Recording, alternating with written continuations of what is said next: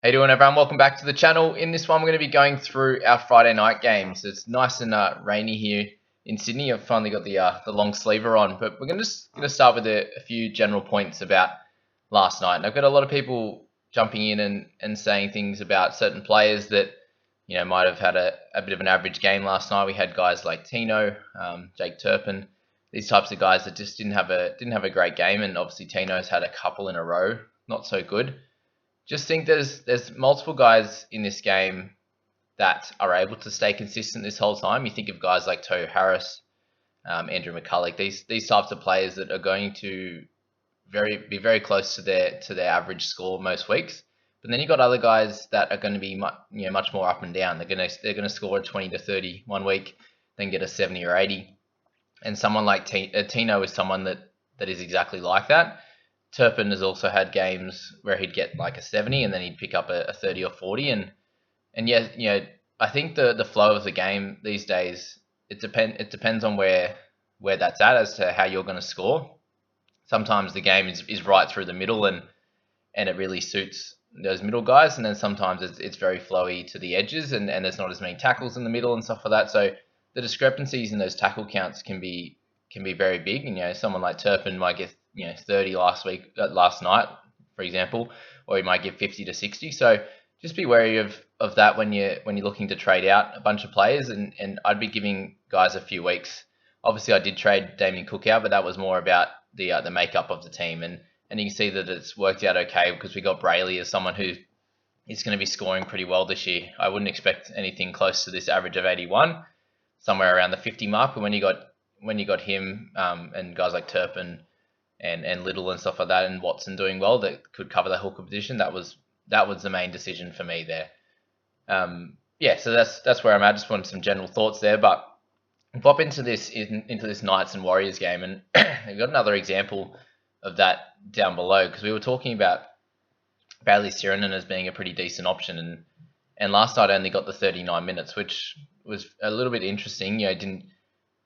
Last time he got 49 and had the HIA. This time he went off pretty early. So I haven't heard anything as to why that happened, but that's what can happen with these guys that are in that mid mid cost, and that 470. That guys around that mark that aren't established guns. They're going to have some high games. They're going to have some low games. And my worry for him was that last year he had a bunch of really good games, and then he had a bunch of games where he'd play 80 minutes and get about 30. And that's kind of what he was looking at last night if he played the 80. So 24 tackles, 5 misses, an error there with 44 run meters only, and that was not good for anyone who decided to bring him in. But it just shows that these middle tier guys, they're not guaranteed to score amazingly well, and I'd just be careful with trying to pick up those kind of guys. Moving back to the top, and Brayley was awesome, 61 tackles for no misses. That's incredible. If he can keep somewhere between 40 to 50 tackles in every game, he's going to he's going to end up being very close to being a keeper by the end of the year. He snuck a nice try and got a turnover tackle. So awesome work for Brayley. I think you need to bring him in. He's going to make close to 100k this game with his break even at 0 for 84 points this round. But amazing work. Anyone decided to bring in Mitch Barnett has done really well. 72 points, 4 goals in there, but just did everything well. Only had the 2 negatives in the 2 missed tackles, but 147 meters, 37 tackles. There's 51 in base already. Price is 686. That's already just above his total there as to what he needs. And then you've got the extras in the tackle bust and offloads and turnover tackles and goals. So really good if you picked him up, and he's got the mid and the edge. Be interesting to see what happens when someone like Fitzgibbon comes back. You'd expect Barnett to keep that spot. It looks like Watson's done pretty well in his time so far, which we'll talk about shortly, but you'd imagine Barnett will keep that spot, and Fitzgibbon might come off the bench. Frizzell come over to the Knights and is playing the 80 minutes and averaging 67.5 over the first 2 games. So very much the same thing, getting high tackle counts, 130 meters, and then a few tackle busts and his turnover tackles. So he's really good in defense, and I'd expect him to get close to one of those a game. So Frizzell has been a great option for anyone who's picked him up. He's someone that is probably a little bit of a cut price keeper, but he has had years in the past where he gets a bunch of 60s and then goes back to sort of that mid 50s average. So just be wary of that with Frizz. Heimel Hunt had an awesome game on the wing, but we won't want to talk about him fantasy wise. Tohu Harris just tradesman like. If he didn't go off for his 7 minutes, he probably would have got close to 70. So awesome work for him. 44 tackles, 136 meters. There's 57 straight off the bat, and he's not someone that misses many tackles or anything. So a great option for anyone's side if they're looking to upgrade and lock in a keeper who's not going to play Origin. Bradman Best, how special was he? It was a really good game, this one, I thought. Like, back and forth. Both teams should do fairly well this year. I'd expect him, fighting out that sort of 6 to 10 spot in the ladder. But unfortunately, I tipped the Warriors, and Best broke my heart at the end there. But that's okay. Definitely a keeper, guys. He's looking even better this year, and he's still 19. Just remember that. So he's someone that we're going to want to bring in at some point in the year. And if you kept him, he had that bit of an ankle issue and came on and still smashed it with 62. So a 53.5 average. I'd expect somewhere in the high 40s to 50 average for him over the season. For those that kept the faith with Wade Egan, had a really good game and actually got disallowed a try as well. So he could have somewhere in the 70s, which would have been great for him. But 55 tackles was awesome. It was good to see him get the 80 minutes for those that kept the faith for a 46.5 average over the first couple of games, which is going to bring him some nice price rises after a 1K loss. So really happy for him. Mitch Pearce has done really well, a 70 and a 60 over the first 2 games. And with no Blake Green, with no Kurt Mann, he's done the bulk of the work. But just be wary if you're thinking about bringing him in, you've got Green coming back and he will take some of those kick meters, for example, because 28 from kick meters. But he's always someone that's tackled well, 27 tackles for 1 miss, and he's running the ball a bit better. So really good stuff for Pearce. And if you started with him, great. If not, try not to stress too much. Jacob Saifidi off the bench did well. Much better than Daniel, unfortunately. So where's my mate that was spruiking about Saifidi last week? Let's see if he pops up in the comments this time. But this is kind of the scores that we'll expect Saifidi. He'll score a try one game and get close to 70, and then he'll get games in the 40 odds with 50 or 55 minutes. So that's that. Watson for 52 and 53 minutes worked really hard at 41 tackles for 0 misses. So that was awesome. I really like him coming off the bench. Actually, I think he can get the odd tackle break and run well through the middle, and then just come on and tackle hard when you've got some of the forwards around him that are getting a bit tired. So him and Brayley in there, between them, no misses for 100 tackles on the dot. So awesome for those two. He's going to make a lot of money. He should be up over 60k this week with a low break even. Clemmer did pretty well. Only got the 50 minutes this week, so a point a minute for that time to go along with his 64 last week. So really good if you picked him up. You'd be happy with his 2 scores so far. Cody Nikorima looks like he's going to be pretty solid around that 45 to 50 mark, which is great. If you picked him up, he's going to make some cash, but should bottom out around the sort of 600 to 650 mark, so only a little bit more cash to make. Saifidi we spoke about. Roger. So a lot of people that are stressed about Roger at the moment, and look, I don't think it's warranted. He's someone that hasn't had really any tackle breaks. He's had 4 tackle breaks over the first 2 games, which is really low for what he'd normally be. The meters game was great for him. So he had over 130 meters in the first half, which is really strong for him. And that's, you'd expect for someone that's going to be averaging over 200 meters gained that he's going to average somewhere between 3 and 4 tackle breaks a game, which he just missed out on those. And he hasn't scored a try yet. He got a couple of nice try assists, which helped him out. But, when you've got guys like Brimson, who we'll speak about shortly, who is having, when he has a low game, it's a low game. For Roger, a low game's in the 30s to 40 mark, and it doesn't kill your week, right? And then he's going to have a game where he scores a try and gets 7, 8, 10 tackle breaks and gets 70 odd. So try not to stress about someone like Roger, and if you've got him in your team, like I do, just hold strong. He won't be playing Origin, so there's nothing to worry about there, and he will be a keeper across the year. 38.5 average over the first 2. It's nothing to worry too much about when he's priced at 46, 47. So many more issues to worry about now. Squads. Well done to anyone who has Tex Hoy. Really good game, 44. Looked a little bit more in the game, but had 10 kick diffusers, which was great. Only the 2 tackle breaks. What I will say, he doesn't look as sharp as he did last year. I feel like I don't know if he's a little bit timid, but he's not running as hard, which is a little bit annoying. So hopefully he can bust out a couple more 40 scores and get those price rises going before Ponga comes back. Fanua Blake was a bit down this week in the minutes, especially, but he did have a bit of a calf issue. So if you had him, don't stress too much. He had that calf issue, and he should get back to bigger minutes going forward. A few people spoke to me about Pompey. centre and wing fullback. He's going to have the spot for a while and did score a try and got 42, but at 395, he's not someone I want to be thinking about. Ellie Katoa played 80 minutes for only 39, so it's really low for him. Had 1 or 2 really strong runs, but other than that, no tackle breaks, which was really interesting. Leeson Armour with 46 minutes, so a little bit of an uptick there, and he's done really well again, so he should make some good cash, but already priced at 398. He was a bit too high for me with some of the other options. You have Alvaro, Lediu, these kind of guys, so 39 was a good effort with no tries and no extras. I think if you brought him in, you'd be pretty happy with that. Mamalo, not really an option. Mcculloch got a try, but it looks like his minutes aren't going to be big enough for him to be a good option. Tavanga, if anyone had him, 33 points this time for 44 minutes. Didn't have to spell Egan at all. So not great. And this is kind of the minutes we should expect going forward, unless there's some injuries. Harris Tavita had a pretty low first half, and with the missed tackles and didn't have any attacking stats. So this is again kind of the low you would expect from Tavita. He does like to get in and tackle, and will make a bunch of runs and a bunch of kick meters, but yeah, that's kind of the low you'd expect, and you'd think more scores in the 40s, but 41.5 average so far is not terrible for him.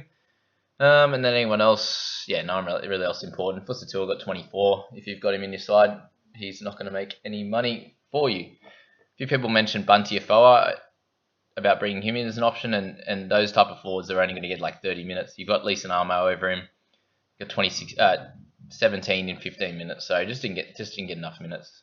We spoke about Sirinen, so there you go. That's that game, and we'll roll over to the second one. Guys, if you're enjoying this, please hit the like button. That's the best way to support the channel, and hit subscribe so you can see more of these as we come out each day with some videos. All right, Broncos Titans. So another pretty decent game if you're a Titans fan, or if you're a Fafita or Pangai Junior fan at 76-73. There's a bunch of nice scores in here, and I'm really interested to see who brought in Jarrod Wallace over at the start of the season, because he's done really well this game, especially with the try. But we'll start at the top, and Pangai, especially when he came on that the second and third stint, just so aggressive. But got 51 minutes this week, and if he gets that, you're going to expect some crazy scores, because he runs for a lot of meters. He has lots of tackle breaks and offloads, and you're just waiting for him to do something crazy. He was getting pretty rough with Fafita, and you'd hear Fafita after the game, and he's like, yeah, we're brothers, like we're best mates. So it's funny how he works. But if anyone who brought him in at the start of the season, he's going to start making some good cash now.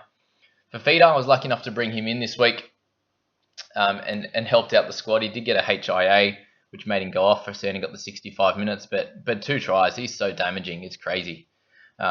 You get him one-on-one, and it just makes it so easy for him there, especially when it was up against like Tessie New, Milford, and stuff like that. I thought he'd get a few more tackle breaks off Ricky, but he only missed 2 tackles. So really good efforts from him, and with that extra 15 minutes, should be able to average a little bit, closer to 60-ish or 65 without all the crazy attacking stats, because he didn't have to make too many tackles, and you'd still be getting a few extra minutes. But Jordan Ricky repaid the faith for those that decided to keep him. I know a bunch of people were looking to get rid of him, but that's going to start getting his price rises going, and I think he's going to be a good option for sides going forward. And you'd say pretty much close to a perfect game for him. He had 2 missed tackles early in the game and an error around closer to half time, but then in that second half he just dominated. He got a nice line break, but just did everything right, which was great, and I think will give him a lot of confidence going forward.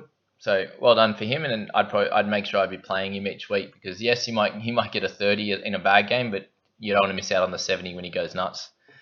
We spoke about Wallace, just did really well. 41 minutes for 68, like awesome work. I wouldn't be bringing him in though. Mitch Rain, anyone who brought him in, 54 in his 47 minutes, so 40 tackles in 47 is crazy. Did really well. Thompson's done 2 weeks in a row, 52. So if you have him in your team, good stuff. I wouldn't bring him in though. Croft, just a couple of sneaky 50s and just doing a bit of everything, even though his actual footy hasn't been that great. So yeah, well done for that.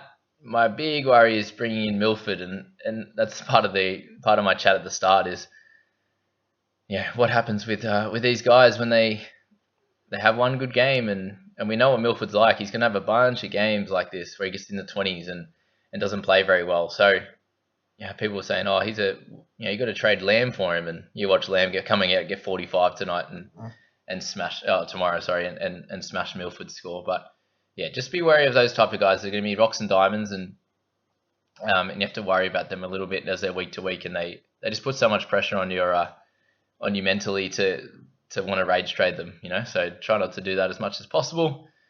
Fodawaka, Jolliffe, Sako got 46, so I think people would be happy with his 8 tackle breaks and 180 meters. So well done if you have him and started with him.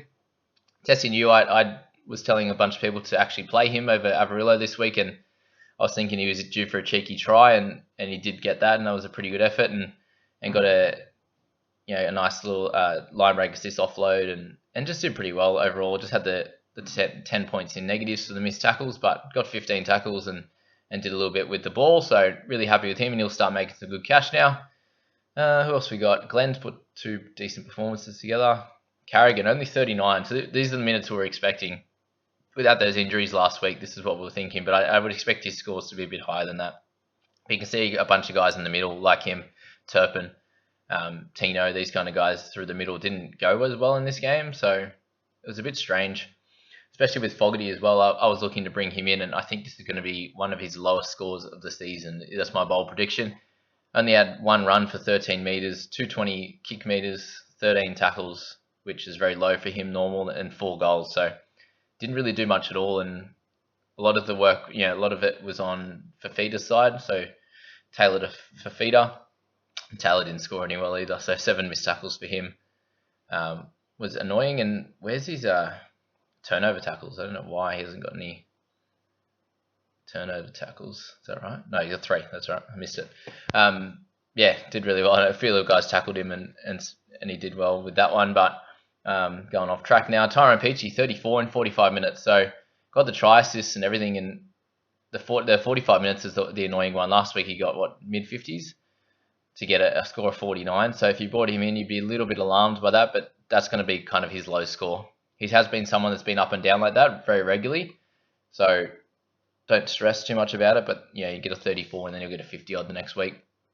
Turpin, as I said, not much through the middle. He had 35 tackles for 3 misses and just a 25 meters gain. So there wasn't a lot happening there, even though he got the 80 minutes. And that's what you got to look at. If he's getting 80 minutes, you'd expect somewhere in the 40s each week. And if he does well, he get 50 or 60 with 50 plus tackles. So I wouldn't be stressing about him. A lot of people are like, I got to trade him. Yeah, but he's priced at 40 and he's averaged 42.5 over the first. So he's still going to make a tiny bit of cash.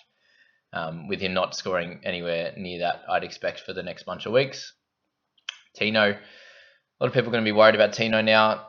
Priced at 43 and has 33 average over the first 2, and he had 22 in his first stint, and then came back on and just started missing a bunch of tackles. So, and he had a tackle break that they'd given him, and they got rid of that. So, not a very good game for him, and a bunch of people were looking to trade him out. And I think if there's some really good options, you probably can. But yeah, we spoke about him at the start, being the fact that he's probably going to need a bunch of attacking stats to hit that 50-odd plus average, and he hasn't gotten it yet. So this, I think, will be his lowest game of the season. Fingers crossed, but that's my thoughts of that. Yeah, Milford just didn't have a very good game. Who else we got? Anyone else? David Mead. Yeah, the other one I wanted to speak about was him, and people going, yes, like, he's amazing. Get him in quick.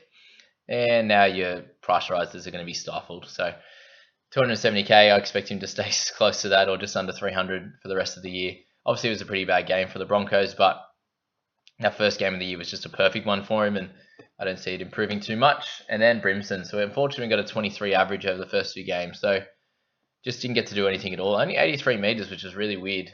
6 tackles, 4 missed tackles was just, be one of the worst games he has all year, even though they won. So watch to see when they really get it together, and a few of those some long runs where he got a tackle break early on, and just none of them he ended up going through or anything like that. So he'll work into the season and get scoring closer to what he did at the back end, and he's someone that you got to keep the faith for a little bit, because he will be a keeper come the end of the season. So there you go, guys. That's our update for the Friday night games. I hope you enjoyed that analysis and enjoyed those games. They probably went exactly as I expected. I said I tipped Warriors and tipped Titans in this one, but I could have very much been none from 2 from those games. But enjoy that, and I hope you hope you go well for the rest of the week, and we'll see you in the next one, guys.